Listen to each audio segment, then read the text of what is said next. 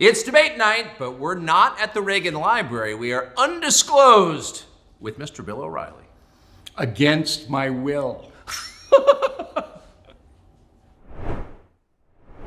Bill O'Reilly, what a pleasure this is. Thank you for doing it. I have one question before we begin. You do? Okay. How long is this going to last? Quite some time. Oh, Quite, because I know these X things and they're like some 4 days. They go on forever. Yeah. Yeah, it's like a deposition. Shave in the middle of them. You know? With no lawyers. Right. So you got canned exactly 6 years before I did, almost to the day, from Fox. How's your life? Well, first of all, what was that like, and how's your life been since? Well, I don't see it as getting canned. I got furloughed. Furloughed. I like that word. It's furloughed. See, I've been in this business almost 50 years, and I've worked for CBS, ABC, King World, Inside Edition, and now Fox. And then I did all the local stuff. I worked local. So I understood what most television news people don't, that you are expendable. Yeah. I'm sorry to Sylvester Stallone, but you're expendable, okay? And so when bad things happen, I kind of expect that, even though I was the ratings leader and all that. Once the boss at Fox News, Roger Ailes, left the operation, everything changed.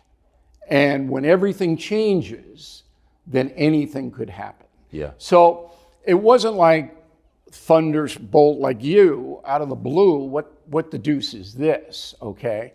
And so what I did was basically accept it right away, like I would accept a car accident or something like that. Yeah. There's nothing I can do about it.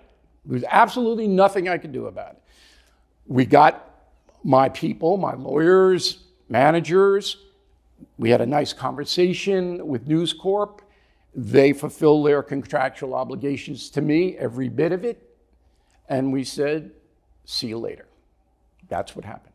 So, but you said the predicate to all of this happening was Roger Ailes leaving. Right. What was that exactly? I don't know. I made it my business to stay out of the corporate politics at Fox. Yeah. So in 20 years plus that I was working there, I saw Rupert Murdoch 7 times. Yeah. In 20 years. That's it. I didn't have anything to do with that side of the business.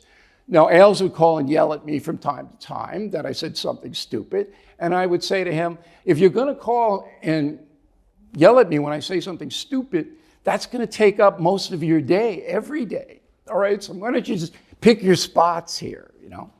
I didn't have any kind of corporate relationship, so I didn't know. Even with Ailes?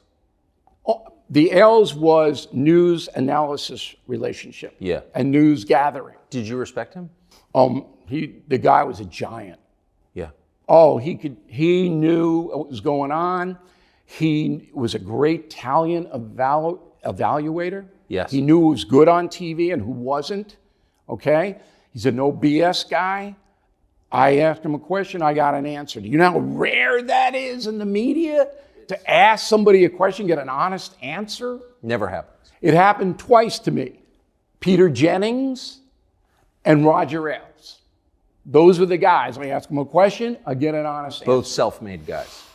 Whatever it was. But here's what people don't understand about television news. It's like professional football, the NFL. If you are a talent, both Carlson and I are talent. That's what they call us, because we're on television. You have to beat the shows that are up against you. Right? So when I was at Inside Edition, I had to beat Wheel of Fortune or whoever I was competing against, okay? Or at least come close. You have to beat the other team. And if you do beat them, like you did and I did, then you're rewarded with money. Not love, not loyalty, money. It's a pure play. So when personnel changes, then it's all thrown into chaos. So Tom Brady leaves the New England Patriots, right? Yeah. The entire dynamic of the organization changes. Now, some might say for the better, some might say for the worse, but it's totally different without Tom Brady. But here's where the analogy breaks down. The Patriots didn't fire Tom Brady the minute he won the Super Bowl and then denounce him as a sex criminal or a racist. Well, so why would you fire the guy, in your case, for example, who had dominated the space, was continuing, still number one? Like, that just seems acting against interest. Like, why would you ever fire the top guy? Matt Lauer actually asked me that question. Yeah, good question. Okay? And he asked me it on the Today Show in a kind of haughty way. I said, it was business. Pride goeth before the fall. So I never asked them why they did what they did. Ever. But why attack But you? listen to me for a minute. This is important. Yeah. I never asked them why they did what they did. I accepted it. Okay? And then, as I said, we got the contracts in order. But at the time, they were trying to buy Sky News. And the Sky operation runs all the soccer in Europe. Huge money making. Oh, yeah. All right. News Corp was trying to buy them. The British regulators were giving them an awful hard time for a number of reasons. And in my mind, I thought that might have something to do with it. But I have to tell you this honestly, I didn't care. I had been there for 20 years. I was time for a change. When I started cable news, it was nothing, but I knew it was going to be huge. And then I said, you know what's going to be the next huge? Alternative independent media. Yes. And I just scampered on over to it. I think there was a week, only a week, before I started BillO'Reilly.com. We already had it up and running as a news operation. I took a number of people from Fox with me, good people. And to this day, it's been 6.5 years. It's the most successful independent news agency in the world. But so you didn't spend any time locked in your bedroom with a bottle of vodka at all? No, I don't drink. I'm too boring to drink. That's why I don't drink. I don't think feeling sorry for yourself is a good use of anybody's time. Yeah. I accepted the situation, which is the key to life. I knew I wasn't going to change it, right? They made a decision, they made a decision. So why am I going to brood about it? I mean, a lot of Irish guys brood. Yes, it's a brooding island. It is, but I'm not really a brooder. I'm like, okay, that happened. The concern was for my children. I protected my children as best I could, and I succeeded on that, I think. But for me, it was, now we're going to do this, and we're going to make this sing, and we have. Amazing. So you lost no time. None. In fact, I was writing books. I was doing radio. I mean, my radio franchise stayed right where it was. Nothing happened there at all. Nothing happened in publishing. I mean, Killing the Witches is the 13th Killing book. There was no interruption in that. The only interruption was on cable news. And so I went to another news forum. How did you keep yourself from getting bitter, though? I'm just bitter about everything anyway. So that's your easy. Default? Yeah, I was like, how much more bitter can I get? I'm just bitter 24/7. I have what they call an edge to me, all right? and so, but again. Where's that from?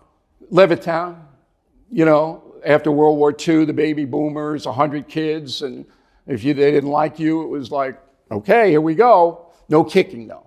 We had rules at Levittown. No kicking? Brawling, couldn't kick. You had to so use it's your fists. pre-UFC. Yeah.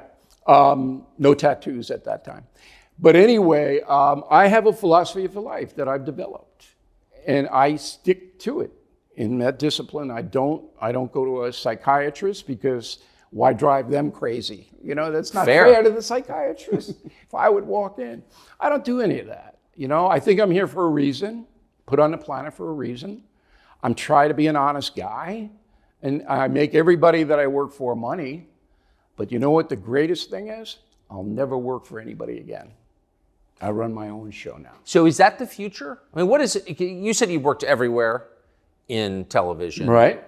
Like, what is the future of cable news? What is the future of news? Cable news will be there. Yeah. But it's like the network news. I mean, when was the last time you said, you heard somebody say, wow, did you see that on Norah O'Donnell? When was the last time you heard somebody say that? I don't think I ever have. No. But when Cronkite was there, yeah, and Rather and Brokaw and Jennings, there was juice. Yeah, it was a real thing. So cable stay, where it is, and Fox will win, by the way, because Fox has better talent. Fox wins not because of this ideological, although they have an advantage because traditional Americans have nowhere else to go except Newsmax. But Fox has better talent. The talent is better. And that's it. So people gravitate toward talent. I trained Jesse Waters. I trained him, okay? So whether you like him or not, he's talented. For sure. And his talent. Hannity's talented. He can deliver a broadcast. Did you give Jesse advice before he started? Hey, I only give advice when people ask me.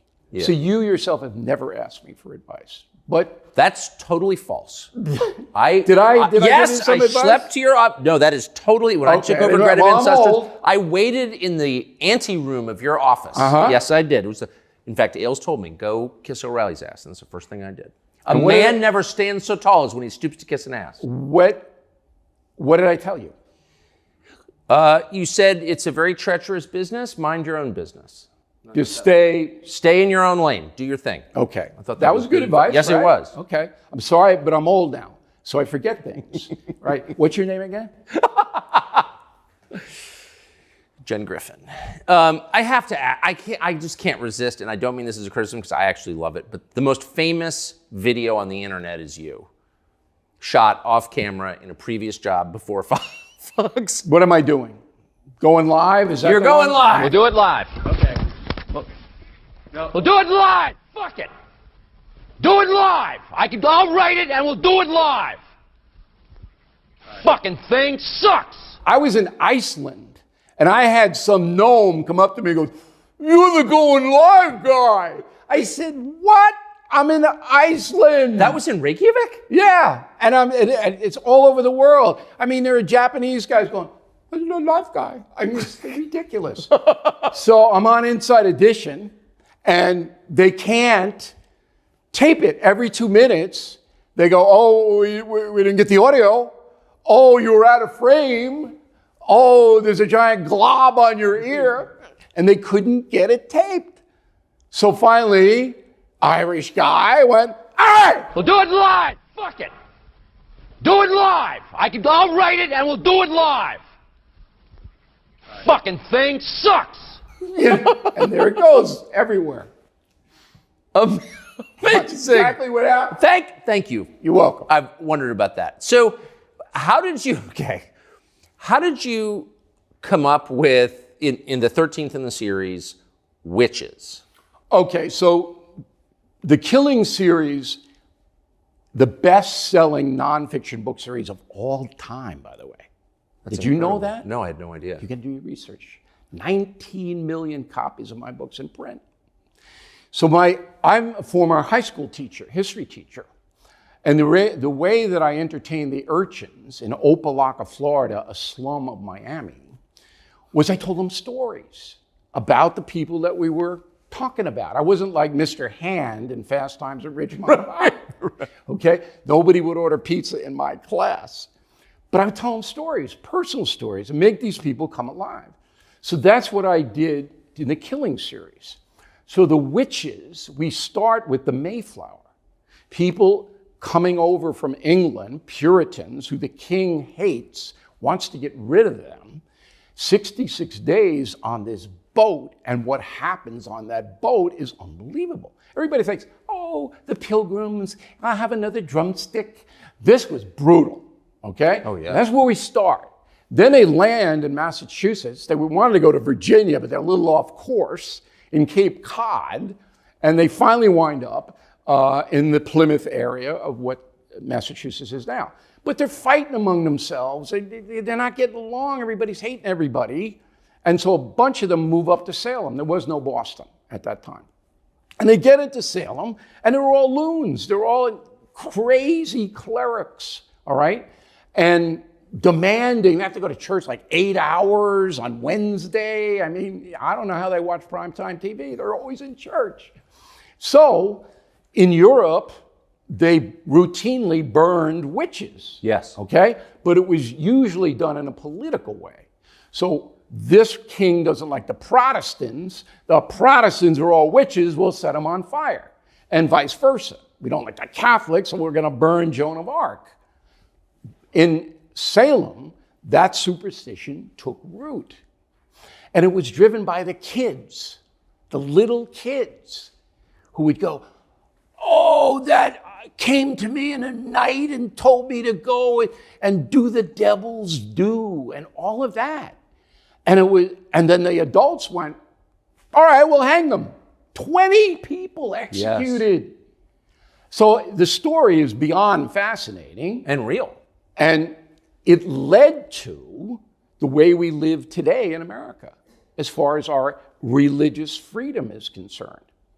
And that's the center of the book. The first part of the book is how they crossed and got here, and the witches went out of control. And then a young boy in Boston, Benjamin Franklin, gets on to this witches thing. And he visits the top witch hunter, Cotton Mather.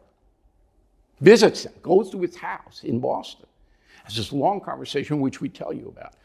Franklin never forgot the brutality of what the clerics did in Salem and brought it to Philadelphia, where there was a hellacious fight between Patrick Henry and Roger Sherman, who wanted the United States to be a theocracy, wanted to be a Christian nation. We had to put that in the Constitution. And Franklin, Madison, Jefferson, who didn't want any part of that. There was a brawl. And we discussed that. All right, that's the center part of the book. The last part of the book is demonic possession, which people go, oh, listen, when I put you on the set of the movie The Exorcist, okay, while it was being shot by director William Friedkin, who was a pagan, okay, the stuff that happened during that movie, and it's based on a real story. It wasn't a girl, it was a boy, a teenage boy in Maryland who was possessed. We got all the diaries of the 8 exorcists that dealt with this boy, 3 months. You're sitting there going, oof. So, all in all... Well, you're sitting there going, what? So demonic possession is real? To the Jesuits and the Catholic Church, it is. What do you think? I think there's an act of evil. You know, I think it probably runs the television industry in America right now. Without question. Without question. You know, so it's not fair to ask me and you about demonic possession because we've just seen too much. But I'm a Roman Catholic, and yes. I believe there is an act of evil. And what we uncovered in killing the witches, as far as now, I mean, I got to tell you, when I'm reading these diaries written by the Jesuit priests who worked on this boy to try to get him, you know, somewhat under control because he was bleeding and screaming and talking in languages and they recorded it. They recorded the Aramaic. He's a 13-year-old boy in Maryland. He's speaking Aramaic. I mean, it's so... And yes. They didn't teach Aramaic in Bethesda at the time. No, I don't think there's although the Terrapins, University of Maryland, they may have an elective. Wait, so that's... Okay, so did that make you think... You conclude the book in modern-day America, but did it make you wonder if maybe there was a witch or two in Salem? No, because that was so crazy, because every word of the testimony in Salem in 1692 and 3 was written down. Every word was written down. They were scribes writing all the testimony down, and it's up in New England in museums. We got it all. That was so insane what they were doing up there. And a lot of it had to do with money. They were hanging wealthy landowners so they could seize the land. That was part of the con up there. But when you see little girls turning on their parents, one little girl was driven out of her mind. 2 dogs were deemed to be witches and executed. Okay, I draw the line there. I know. No killing the dogs. That's how crazy it was. Yes. But it had a fragmentation effect that is in play in our society today. And then the last thing I do is in the afterword, we have witch hunters in America now. They're just different kind of witch hunts. We have cancel culture. The accusation, you're guilty. You know who they are. Of course. And I mean, that's just... Driven by young people, once again. That's malignant. That's evil. An accusation, you're guilty, no due process, no anything. We see it every day. every blanking day.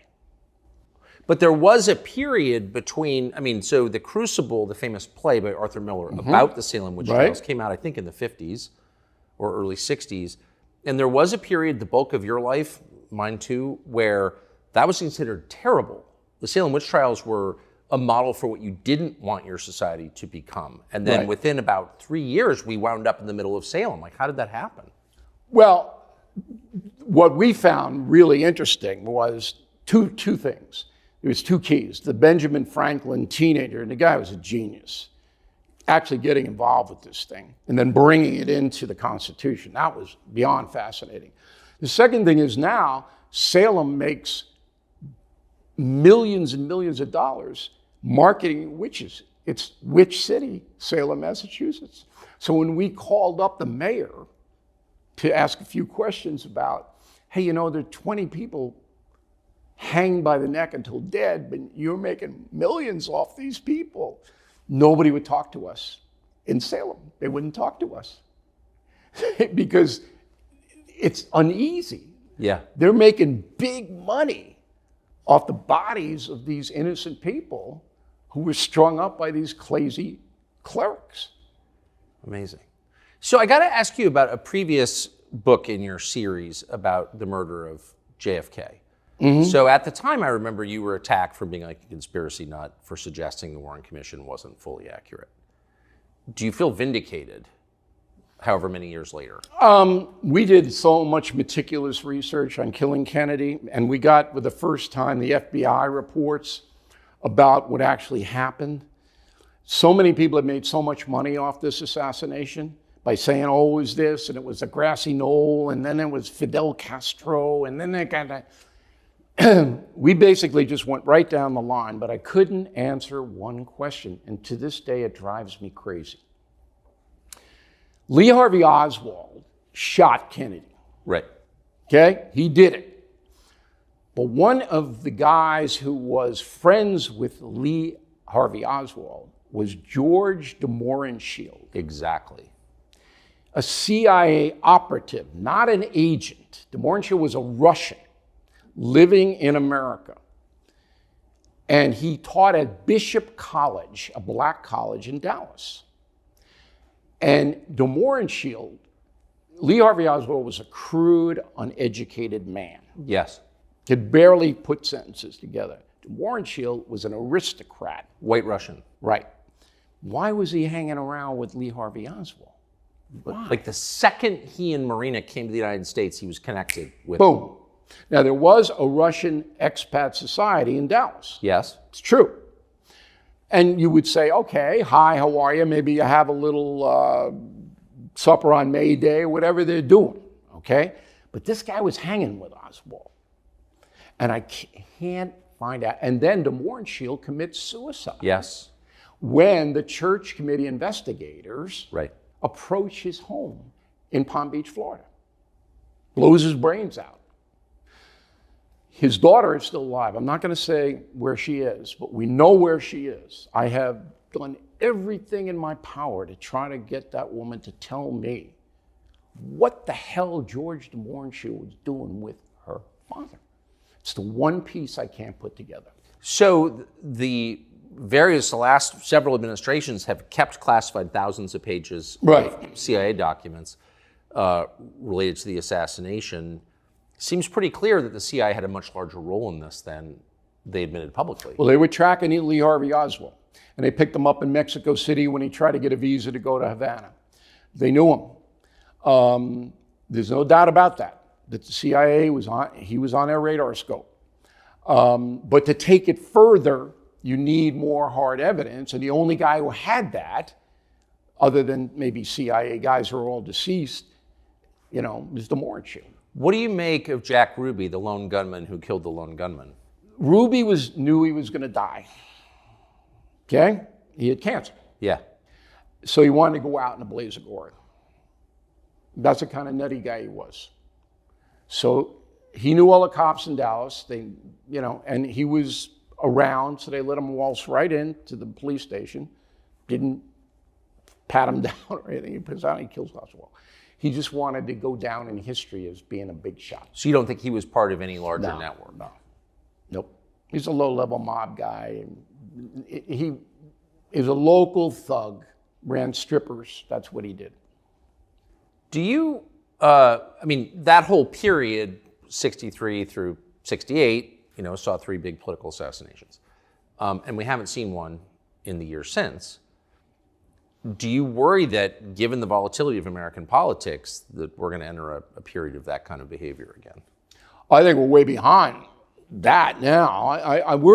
Here's what we're in.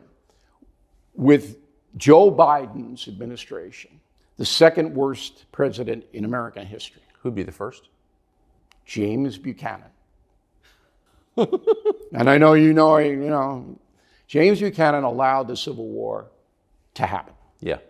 Okay, 4 years, he sat on his butt. He didn't do anything. The people in the South were attacking federal agents, burning down depots, stealing guns. He didn't do a thing. Worst president by far. We're in the age of disorder now. America has entered the age of disorder. And it's because of the progressive movement. President Biden, in my opinion, is diminished mentally. Yes. Doesn't know what he's really doing from day to day. And you can see that in his public statement. Pretty evident. Yeah. Right. The progressives like that because the people who control him inside the White House can tell him anything and he'll do it. Who are they, by the way? Well, Klain and Rice were the two in the beginning. And then their assistants have taken over. Names escape me at the man. You'll never see them, ever. But they basically tell Joe what to do and say. So this open border policy, which is insane, literally insane, okay? This has led to massive death with the fentanyl problem, destruction of cities like El Paso, whole cities evaporated, chaos in New York where you've got buses of migrants being attacked by citizens who don't want to move into their neighborhoods. There isn't anything good about this. And immigration law says this should not be happening, but Biden won't enforce the law because the progressives don't. George Soros' main thing for almost his whole life is no borders anywhere. Everybody comes and goes out there, and he pumps hundreds of millions of dollars into the progressive cause, and they finally got their guy. Everybody thought Obama. Obama didn't go that far. No. Biden, age of disorder. Black Lives Matter, no police, nobody's punished for crimes, tax people up to here so they don't have any assets. The more money you take from people, the less power they have.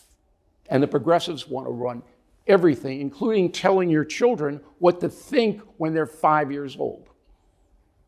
And most Americans don't get it because the press is working with the progressive movement and suppresses all this.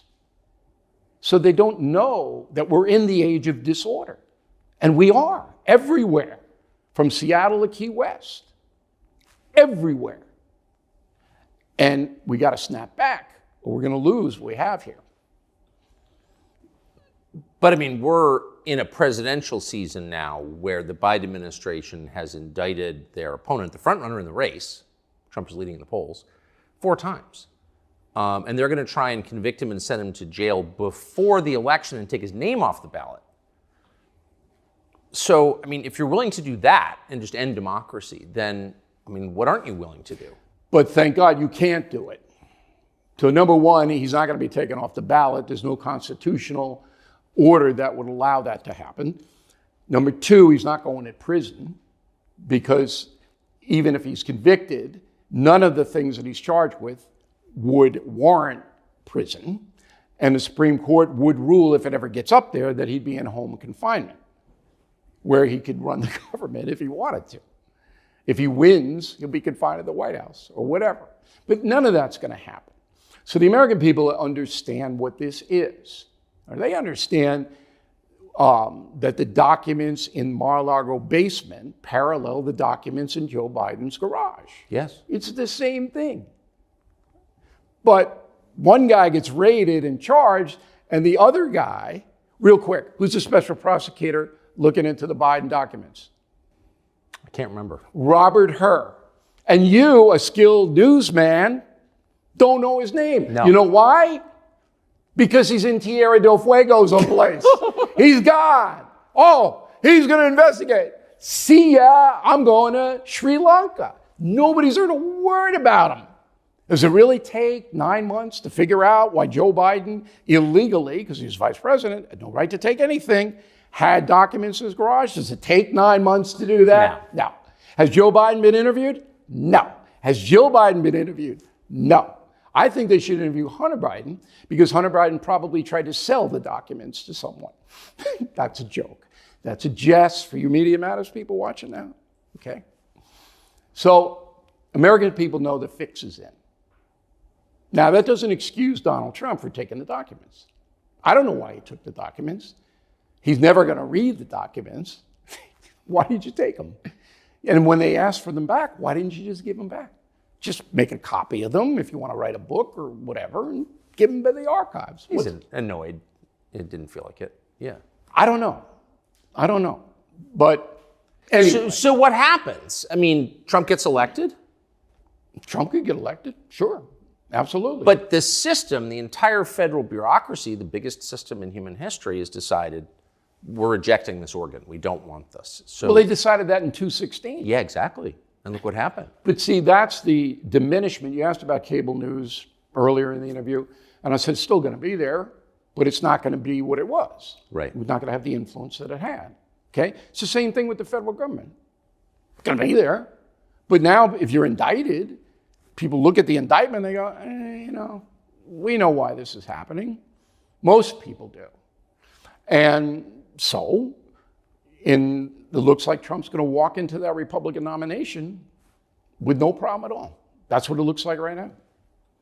Do you think he'll be writing Killing Trump at some point? I wrote it, The United States of Trump, and I wrote that book if you really want to know who he is and how he got that way. Right. You read The United States of Trump.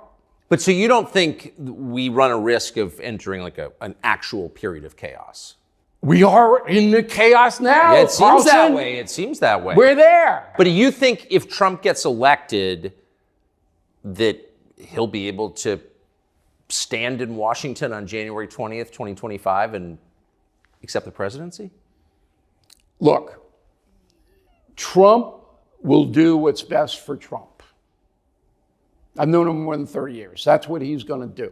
So if it's best for Trump to stand there on Inauguration Day and give a speech, he'll do it. But what Trump can do, if he's elected, is stop the age of disorder. Yeah. He can stop it. You could close the border tomorrow. All you have to do is write an executive order that says we are suspending all requests for asylum for 6 months until we can get this thing under control. Put some troops down so there. We're not taking any more. We could do that tomorrow. Trump knocked it down about 80%, the migration across, by making a deal with Obrador. And I know this because I was in on that deal. And I said to Trump, and I've never said this before, but Carlson's kind of like a hypnotist. He looks at you and you get hypnotized. So I'm going to tell you something that's interesting. I never call Donald Trump, but he's a friend of mine. But I never call him. But he calls me occasionally when he wants some comic relief. And he knows that the border thing is big with me. Yeah. He knows it. And the cartels are super big. So I wrote a book called Killing the Killers. And in the book, we chronicle how Obama and Trump assassinated the worst jihadists on the planet. We take it step by step by step. And the reason they're allowed to do that is because they declared the Revolutionary Guard of Iran a terrorist group. So they whacked Soleimani, the head of it. And if you read Killing the Killers, we have every second of what happened. All right? Okay. So Trump gets wind of the book. I don't know if he read it or not, but we're talking about it. And I said, why don't you do that with the cartels? Just designate them terror groups. They're killing more Americans than these jihadists ever killed. Then we're killed in Vietnam every year. Right. I said, just slap the designation on them. And then you can wax them from space with the drones and send special forces into Acapulco and cut their heads off. Okay? And what are the Mexicans going to do about it? Nothing. So the negotiation started. okay? And Obrador went nuts. The president of Mexico. He says, no, you can't do it, you ruin my administration. So Trump, as his want, makes a deal with Obrador. Obrador promises to put Mexican army on a border with Guatemala and on the border with the United States, which he does. Cuts the migrants down 80%. Also, he gives Trump all kinds of trade preferences that helps the economy. Remember, inflation when Trump left was 1.4%. And it was that way because the imports coming in from Mexico and China and other places were so low, it drove down all the prices. Right. Trump did that. Trump did that. Because everything with Trump is a deal. It's always a deal. So I said to him, so you gave up the designation of terror group for that? He goes, yeah. I said, we won't do it if you do X, Y, and Z. I couldn't argue with it. Helps the economy in the United States, drops migration 80% in his last year. He was an effective president. Not an ideologue, doesn't believe, he's a populist, not a conservative, doesn't have any of that stuff going on. No. It's deal after deal after deal after deal. That's how he controlled Putin. But he won't tell me what he has on Putin. But I know he has some. Why do they hate him so much in Washington? What? Why do they hate Trump so much in Washington? Because Trump doesn't respect them. He's not in awe of them. Washington, as you know, because you live there, is all about the cocktail parties. It's all about the social invitations, mingling with the powerful, going here, going there, Cafe Milano. Oh, I had dinner with Senator so-and-so tonight. That's what it's all about. Trump didn't care about those people at all. And he wasn't respectful to them. No. I mean, you know, he looked at the FBI and the CIA, and he didn't fear or respect them, and they didn't like it. That's what it was all about. You said that you've been in this business for almost 50 years. Started when I was 7 years old. How long are you going to do it?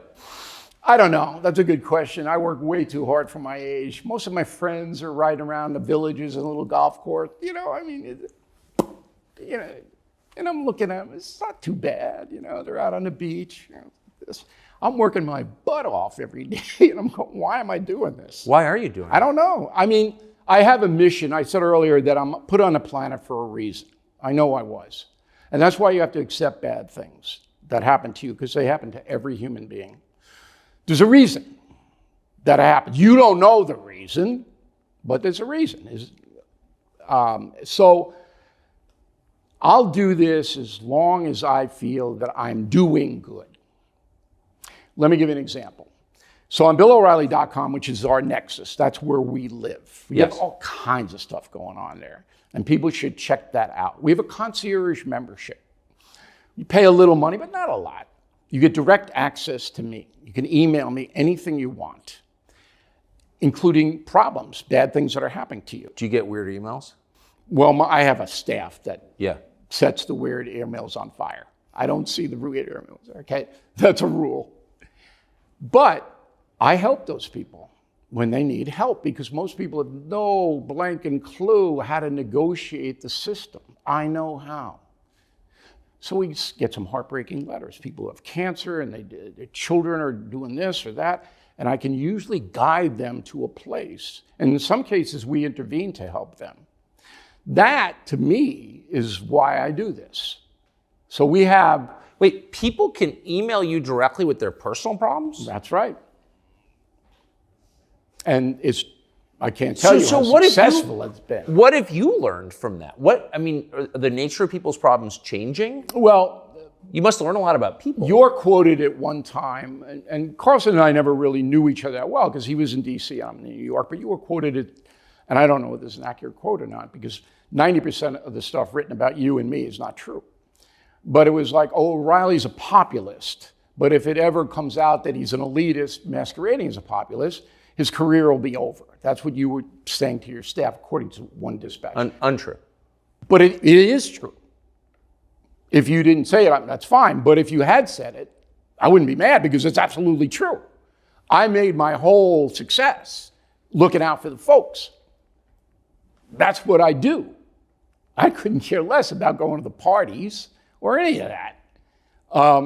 So the point is that we've developed a program to help individuals on BillO'Reilly.com, concierge membership, and we do help them. So that's a worthy thing for me to stay in the game. That's amazing. No, it's not. It was just... What are people's biggest problems? Health, money, sex, job? They don't know how to negotiate life. They're not taught in school or by their parents. In life in America, particularly in the age of disorder where we are now, you need three things. You have to have them. Number one, a doctor who wants to keep you alive, who will answer your calls and emails. You need a doctor that you know personally, okay? You need a lawyer. Again, someone you can get on the line who's going to talk to you straight about whatever legalism, because you're going to have them. And the third is you need a trusted financial advisor to lay out what your situation is and what your options are to increase your wealth or protect yourself in your old age. If you don't have those three, you're going to get hosed. Interesting. And I'm fascinating, Carlson. well, that is interesting. I mean, that's well, why you asked me to I've got come some here. problems that I may email you about on BillO'Reilly.com. You got to pay the $100 though. No freebies here. Do people not have a doctor, lawyer, financial they don't advisor? have anything. They don't have anything. And they don't have a lot of assets. But how do you find it just on the doctor thing? I've got a lawyer because I have no choice, financial, I guess. But I don't trust doctors. Okay, but you know someone, I'm sure, who had a medical difficulty and whose doctor came through, and you do it by referrals. I have the greatest doctor on the planet. Woman cares about me, cares about my children. And my you children trust go her? there. Yeah, because they're friends, they're blood. But it took me a while to find that person. It just doesn't magically appear. I've had my finance guys for 40 years. I inherited them from my father. And attorneys, I got way too many of them because believe me, you mess with us, we're coming. We're coming at you. We're not taking it. That's over. But it was a lot of research, a lot of trial and error. I had to fire some people. I had to walk away from some people. But loyalty is very important to me. Loyalty. And I give it back, by the way. Any of these people that are helping me, we'll help them if they ever need it. Last question, and I appreciate this. Last question. So everybody hates the media, and that hatred, I think, is well-deserved. But since you spent your life in the media, name a couple of people who you think are the good guys, well-known people, everyone's familiar with, who you've come across during your life and career, who actually were decent people. Are there any? Yeah, there's tons of them. 2 days ago, I went to a Billy Joel concert. I grew up with Billy Joel. And he is a megastar, and he's the same guy. We had a bunch of laughs backstage and stuff like that. I mean, there are so many. Wow. One of the good things about my career is I know everybody. I know everybody. And I'm not a schmoozer and all that, but there are a lot of good people. There are people, but in the media today, the problem is they're all afraid. Yeah. See, the reason that you were successful and that I was successful is very simple. At 8 o'clock on the Fox News channel, nobody knew what we were going to say. So whether they liked us or they hated us, it didn't matter. That son of a bitch, I want to find out what he's going to say tonight. That was it. Now, talent's afraid. Across the board. They say the wrong thing, they do this, they do that, and the bad guys know that. The media matters, people, they know it. It goes viral like that. You know what CNN did to me on Friday? Right after Murdoch announced that he was stepping down as the chairman, CNN ran a montage. And the montage was designed to have their audience believe that Fox News is racist. Okay? Racist! Racist! You were in it. I'm proud. Okay. So what they did was they took a bunch of clips, maybe 10 clips. And one of the clips was me saying that slaves were well-fed and had decent housing. That's all they used. O'Reilly endorses slavery. All they So used. stupid. This is primetime CNN. That's it. You know what that discussion was about? Michelle Obama gave a lecture saying that slaves built the White House. Okay? And it got a lot of controversy. I went on to Factor, and this was in 2016, and said, she's right. Slaves were employed by the federal government. They were well housed.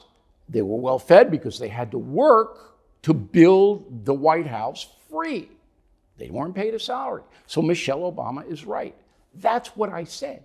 And these sons of bitches at CNN took that 8 seconds where I said slaves were well fed and housed out of that whole thing, put it on their air.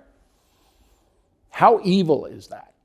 Trying to have people who don't know, they don't remember what I said, think that I'm a proponent, as you just said, of slavery. How blanket evil is that? And you know what? Happens every single day in this country. And then the websites pick it up, right? They drive it on out there, and you're defenseless. So that's the age we live in right now. How long is it going to continue? You know, I think the media is shot. I think, as we talked about earlier, the independent agencies, what you're doing on it. It's X, right? It's X. That's what we're calling Twitter. it. That's what we're calling it. I thought Twitter kind of Like I'm outdated. kind of I call it X. whatever it is, you'll be successful. I'm sure I'm already very successful. That's the future. And we don't have to answer to anybody. I don't know about if Musk calls you up in the middle of the night, but nobody's calling me up in the middle of the night. Nobody likes me anyway, they wouldn't. But I don't have to deal with this corporate crap anymore. It's liberation. Bill O'Reilly, that was a genuine pleasure. I appreciate it. You know, it's very kind of you to have us in. I loved it. I'm glad you read Killing the Witches. You know, it's a good Halloween book. I still for think you. there were some witches, but Yeah, well, just a what you should do suspicion. is instead of giving candy out at the Carlson household, give them a copy of the book to the urchins. Hey, there's still witches around. Read this thing. Thank you.